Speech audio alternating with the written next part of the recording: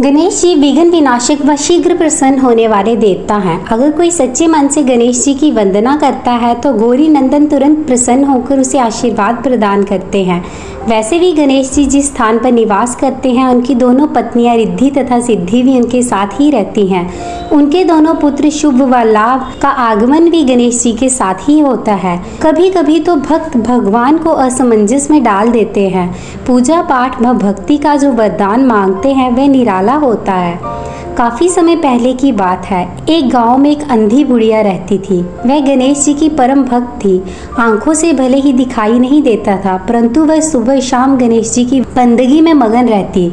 नित्य गणेश जी की प्रतिमा के आगे बैठकर उनकी स्तुति करती, भजन गाती व समाधि में लीन रहती। गणेश जी बुढ़िया की भक्ति से बड़े प्रसन्न हुए। उन्होंने सोचा ये बुढ़िया नित्य हमारा स्मरण करती है, परंतु बदले में कुछ मांगती नहीं।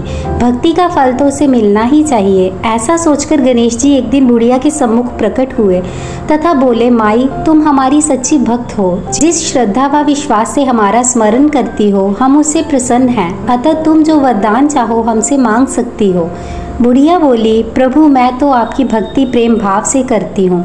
मांगने का तो मैंने कभी सोचा ही नहीं, अतः मुझे कुछ नहीं चाहिए। गणेश जी पुनः बोले, हम वरदान देने के लिए आए हैं। बुढ़िया बोली, हे सर्वेश्वर मुझे मांगना तो नहीं आता, अगर आप कहें तो मैं कल मांग लूंगी। तब तक मैं अपने बेटे व बहू से भी सलाह मशवरा कर लूंगी।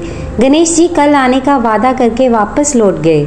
बुढ़िया का एक पुत्र व बहू थे। बुढ़िया ने सारी बात उन्हें बताकर सलाह मांगी। बेटा बोला, माँ तुम गणेश जी से ढेर सारा पैसा मांग लो, हमारी गरीबी दूर हो जाएगी, सब सुख चैन से रहेंगे। बुढ़िया की बहू बोली, नहीं आप एक सुंदर से पोते का वरदान मांगे, वंश को आगे बढ़ाने वाला भी तो चाहिए। बुढ़िया बेटे और बहू की बातें सुनकर असमंजस में पड़ गई। उसने सोचा ये दोनों तो अपने अपने मतलब की बात कर रहे हैं। बुढ़िया ने पड़ोसियों से सलाह लेने का मन बनाया।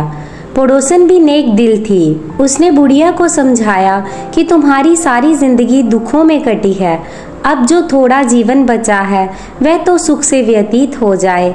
धन अथवा पोते का तुम क्या करोगी? अगर तुम्हारी आंखें ही नहीं हैं तो ये सांसारिक वस्तुएं तुम्हारे लिए व्यर्थ हैं। अतः तुम अपने लिए दोनों आंखें मांग लो। बुढ़िया घर लौट आई। बुढ़िया और भी सोच में पड़ गई। उसने सोचा कुछ ऐसा मांग लूं जिससे मेरा, बहू व बेटे सबका भला हो। लेकिन ऐसा क्या हो सकता है? इसी उधेड़ बुन में सारा दिन व्यतीत हो गया। बुढ़िया कभी कुछ मांगने का मन बनाती तो कभी कुछ, परंतु कुछ भी निर्धारित न कर सकी। दूसरे दिन गणेश जी पुनः प्रकट हुए तथा बोले, आप जो भी मांगेंगे वह हमारी कृपा से हो जाएगा, ये हमारा वचन है। गणेश जी के पावन वचन सुनकर बुढ़िया बोली, हे गणराज, यदि आप मुझसे प्रसन्न हैं तो कृपया मुझे मन इच्छित वरदान दीजिए। मैं अपने पोते को सोने के गिलास में दूध पीते देखना चाहती हूँ। बुढ़िया की बातें सुनकर गणेश जी उसकी सादगी व सरलता पर मुस्कुरा दिए। बोले, तुमने तो मुझे ठग ही लिया है। मैंने तुम्हें एक वरदान मांगने के लिए बोला था, परंतु तुमने तो एक वरदान में ही सब कुछ मांग लिया। तुमने अपने लिए लंबी उम्र तथा दोनों आंखें मांग ली हैं। बेटे के लिए धन व बहू के लिए पोता भी मांग लिया। पोता होगा, ढेर सारा पैसा होगा, तभी तो वह सोने के गिलास में दूध पिएगा। पोते को देखने के लिए तुम जिंदा रहोगी, तभी तो देख पाओगी। अब देखने के लिए दो आंखें भी देनी ही पड़ेंगी। फिर भी वह बोले, जो तुमने मांगा वह सब सत्य होगा। ये कहकर गणेश जी अंतर ध्यान हो गए।